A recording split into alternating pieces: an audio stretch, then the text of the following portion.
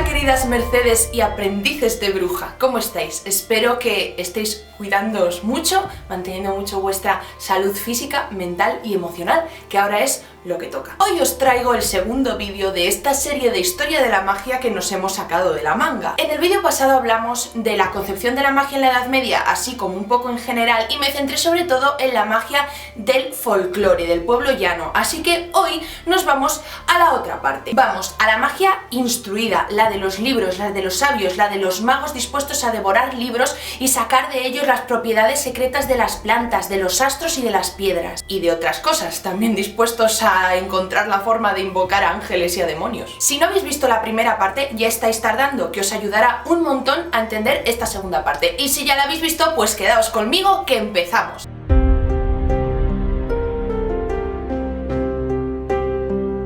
Como dejé caer en el vídeo anterior, a partir del siglo XII hay un cambio brutal en Europa. En Occidente se da lo que hoy conocemos como Renacimiento del siglo XII. ¿Y esto por qué sucede? Pues por múltiples causas, pero una de ellas es que los avances de la Reconquista hacen que lleguen hasta los cristianos conocimientos que antes solamente estaban en poder de los musulmanes, y que los eruditos del Islam habían traducido de otros idiomas al árabe. Entre los textos que encontraron los cristianos estaban los de los filósofos de la más alta talla, entre ellos mi gran crush de la antigüedad, bueno, uno de mis grandes crushes históricos, que es Aristóteles. ¿Y sabéis qué le haría súper feliz a Aristóteles?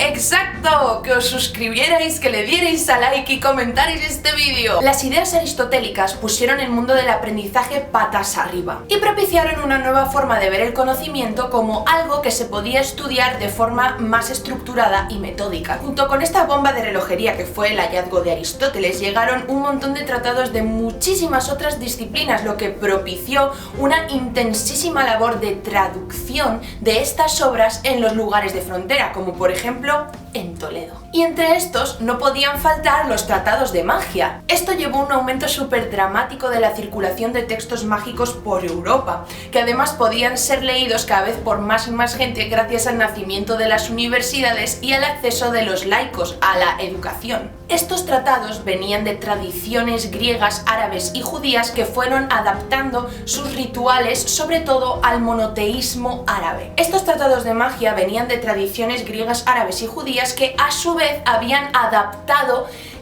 los rituales que habían escrito en esos manuales de otras culturas. Por ejemplo, en los tratados árabes encontramos una amplia influencia india. Así que bueno, como otros lo habían hecho antes, los cristianos no tuvieron demasiado problema en adaptar estos rituales a su propia religión. La magia se convirtió así en una rama más del conocimiento. ¿Bien vista? Pues no demasiado, pero había estudiosos verdaderamente interesados en este arte que acudían a ciudades que se conocían como núcleos de la magia, como Toledo, por ejemplo, que ya os la he nombrado, donde el Scriptorium de Alfonso X tradujo al latín y al castellano algunos de los manuales de magia más importantes de la Edad Media y que sobrevivirían a lo largo del tiempo y serían usados incluso en el Renacimiento. En el siglo XII, la confianza de la capacidad del ser humano para desentrañar los misterios de la naturaleza mediante la razón crece, y esto unido al redescubrimiento de Aristóteles hace que haya un gran interés por el estudio de la naturaleza y las ciencias naturales. Este combo del poder de la razón y el interés por la naturaleza hace que muchos estudiosos junten ambas y tengan muchísimas ganas de descubrir cuáles son esos misterios de la naturaleza, cómo funcionan y también cómo podrían controlarlos. Y entonces pues empiezan a estudiar magia. De hecho, la magia se convierte en un tema candente. Mirad esta imagen del Hortus Deliciarium. Es un códice de la abadesa Errat de Landsberg, que no tiene nada que ver con la magia, pero en él se representan las 7 artes liberales en un círculo y en el centro está la filosofía entronizada, que es la reina de todas ellas. Y fuera de este círculo están los poetas y los magos. La abadesa los dejó fuera, porque para ella están guiados por espíritus impuros. Pero lo que interesa aquí no es que estén fuera, sino que estén. Pero para los estudiantes de magia, la relación entre la filosofía y la magia no es la misma que aparece en este manuscrito, en la que la magia está fuera del círculo. Nos vamos al Picatrix, uno de los tratados de magia medieval más importantes, copiados en el Scriptorium de Alfonso X. Ahí se afirma que el practicante de magia tiene que ser un perfecto filósofo. Para llevar a cabo su trabajo de forma satisfactoria, tenía que dominar un montón de artes, que me he puesto aquí la chuleta porque no me acuerdo de todas, que eran la filosofía natural, la metafísica, la aritmética, la geometría, la música y la astronomía. Para el Picatrix, el mago ha obtenido su sabiduría del estudio, no solo de los libros, sino también del cosmos. Y su poder viene de los espíritus celestiales y de sus planetas dominantes dependiendo de su carta astral. Así como, fun fact, en el Picatrix ya se nombra el concepto del familiar como un espíritu que acompaña al mago, que lo ayuda, que lo protege, que le muestra sus conocimientos, ¿no? Para los que estéis un poco perdidos con el concepto del familiar, el familiar más famoso yo creo de la cultura pop sería Salem, el gato negro de Sabrina. Yo no maldigo mi suerte porque gato nací, y aunque me ronde la muerte no me da miedo morir. Esta idea de que la magia podía formar parte de la ciencia natural ganó credibilidad y popularidad, lo que hizo que la magia pudiera introducirse discretamente en los círculos de estudiosos y de eruditos. De hecho, también hubo magos en cortes y evidentemente la magia también se practicaba en los monasterios.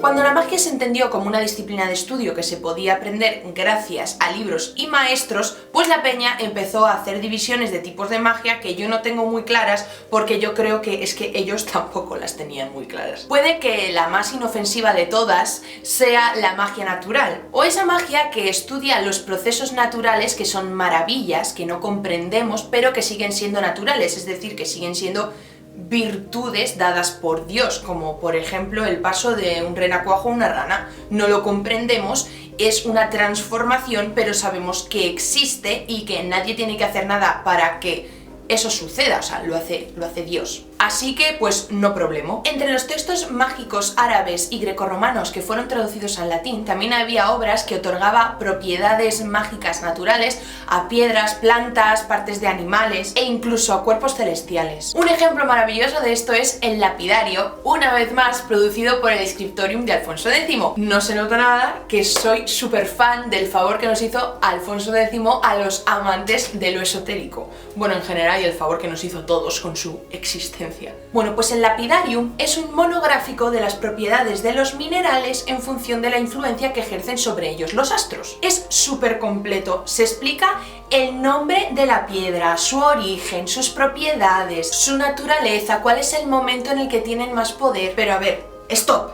Esta gente no se creía todo lo que le decían y ya, o sea, ellos eran científicos, eran eruditos, ellos estudiaban el por qué estas cosas sucedían. Luego las querían aplicar para beneficiarse en su vida y en la de los demás, pero querían saber por qué esto sucedía. Así que no era simplemente que les decían, esta piedra tiene tal propiedad, y ellos decían, ok, vale, me lo creo. No, o sea, para entender que esto no era una práctica esotérica, como podemos llamarla hoy, sino una práctica científica, tenemos que comprender el concepto de melotesia. La melotesia es la idea de que absolutamente todo está conectado, y no en plan hippie new age, sino conectado de verdad, en el sentido científico. La idea es que el universo está conectado gracias a la influencia de los 5 elementos. 5, sí, 5: aire, tierra, agua, fuego y éter. Ya hablaremos otro día del éter y de las esferas celestes. Y estos elementos intervienen de forma directa en el hombre, es decir, se entendería el hombre como un microcosmos,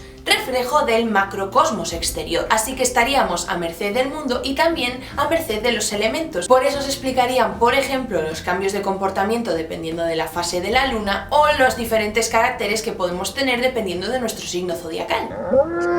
Así que aquí se nos mezcla la magia natural con la ciencia de las imágenes o magia simpática, que no es que sea muy maja, sino que la magia simpática significa que una cosa se plasma directamente en otra cosa, así como forma súper reducida y súper simple de explicarlo. Vamos, que la ciencia de las imágenes sería la ciencia que trata de explicar las relaciones entre el macrocosmos celeste y el microcosmos terrestre. Hablando en cristiano, las influencias de los astros en nuestra vida cotidiana. Pero esta idea de la melotesia hace que de repente todo esté conectado, o sea, todo, literalmente todo.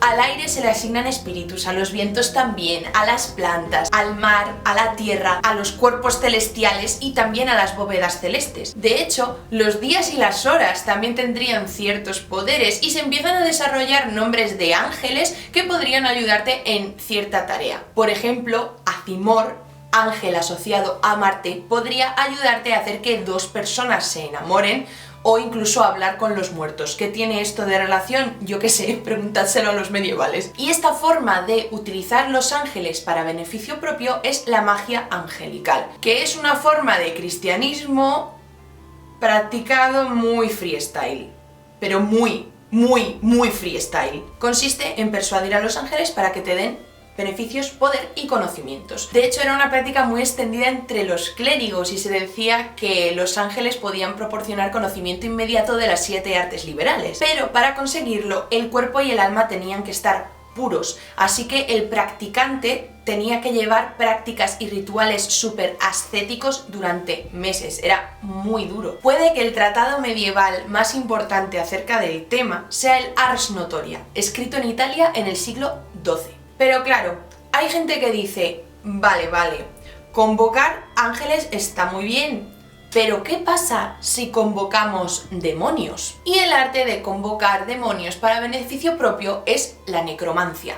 Por supuesto, la más denostada y evidentemente perseguida de las artes mágicas. Los rituales necrománticos eran una especie de remix del ritual del exorcismo. ¿Por qué? Pues porque se utilizaban más o menos las mismas fórmulas, pero el objetivo era el contrario, o sea, en vez de querer sacar el demonio de un cuerpo, lo que se pretendía era invocarlo y mantenerlo en un sitio para ser controlado. Era una práctica muy peligrosa porque los ángeles son entes buenos, pero se suponía que los demonios lo que querían hacer realmente era el mal y arrastrar el alma humana al infierno, así que si tú los convocas, evidentemente pues te estás metiendo en la boca del lobo. Así que para protegerse había toda una serie de rituales previos y también unas formas de invocar, por ejemplo, a Cristo o a entes sagrados para protegerte mientras estabas haciendo la práctica necromántica. ¿Y por qué usar demonios si ya tenemos a los ángeles? Bueno, pues porque existía la creencia generalizada de que eran más poderosos. Entre los poderes atribuidos a los demonios, no por el folclore, sino por los propios teólogos,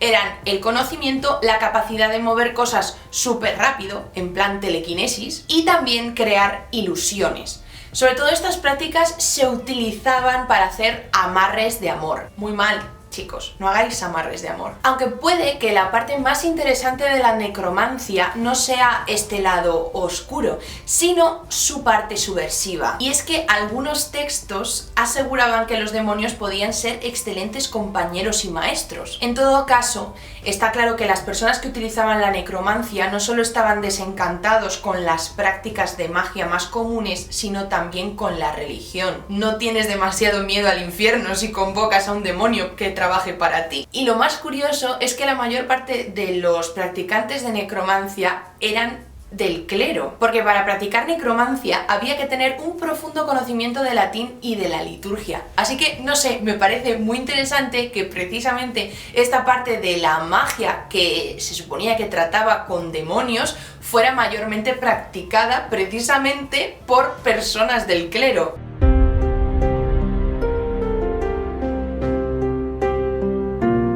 No puedo terminar este vídeo sin hablar de mi amigo Alfonso X el Sabio, que nosotros lo llamamos el sabio, pero sus contemporáneos lo llamaban el astrólogo, o sea que tiene muchísima relación con la magia y con la magia astral en particular. En su Scriptorium se copiaron grandes tratados de magia, como el que ya os he dicho, el Picatrix, el Lapidario, el libro del saber de astronomía, Astromagia, el libro de las formas y de las imágenes, el Liber Rachielis, o sea, a este hombre le gustaba mucho este tema en concreto. A ver, también hizo muchas obras muy importantes, como por ejemplo las Cantigas de Santa María o el libro del ajedrez de juegos y tablas. O sea, al hombre lo que le interesaba era el conocimiento en general, pero su relación con la magia es innegable. Hablar de cada uno de estos libros nos llevaría siglos y de verdad os recomiendo que busquéis información al respecto porque vais a hallar una mina de conocimiento que os va a encantar, sobre todo a las personas a las que os gusta y tenéis relación con el esoterismo y la brujería, porque vais a encontrar muchísimos conceptos que se utilizan en las prácticas actuales que ya se nombran en la Edad Media. Pero como no quiero quedarme con el mono de hablar de algún tratado en particular, vamos a hablar del Picatrix. Ya sé que os lo he mencionado varias veces a lo largo del vídeo, pero es que el Picatrix es un librazo que tuvo muchísima repercusión en su época y que se siguió usando durante los siglos posteriores. El Picatrix es la traducción al latín y el castellano, aunque el castellano lo hemos perdido porque parece que su traducción al castellano estaba más destinada al uso privado. Bueno, pues es la traducción del Gayat al-Hakim. Es un tratado de magia talismánica atribuido al matemático hispano-árabe Ibn Ahmad al-Maghrib, nacido entre el 1005 y el 1008. El título completo de la obra es El fin del sabio y el mejor de los medios para avanzar. Es que soy incapaz de acordarme. Y es un manuscrito que junta tradiciones orientales y clásicas con las árabes. Realmente lo que es un manual de iniciación a la magia, en el que encontramos astronomía, filtros y magia simbólica. Y es citado en muchísimas obras mágicas posteriores como fuente de autoridad en la materia. O sea, de verdad, es muy importante el Picatrix. Y me parece fatal que no tengamos una edición en castellano. Existe una edición en castellano, pero está descatalogada. En inglés tenéis muchísimas versiones, incluso ilustradas. En castellano, descatalogado. Bueno, el caso es que se centra sobre todo en la elaboración de talismanes y los poderes que pueden tener dependiendo de su influencia planetaria. De hecho, la palabra talismán viene del árabe, que junta talis y telsam, que significaría algo así como imagen mágica. Para el autor, el talismán es un espíritu encerrado en una piedra sellada con una imagen, por ejemplo,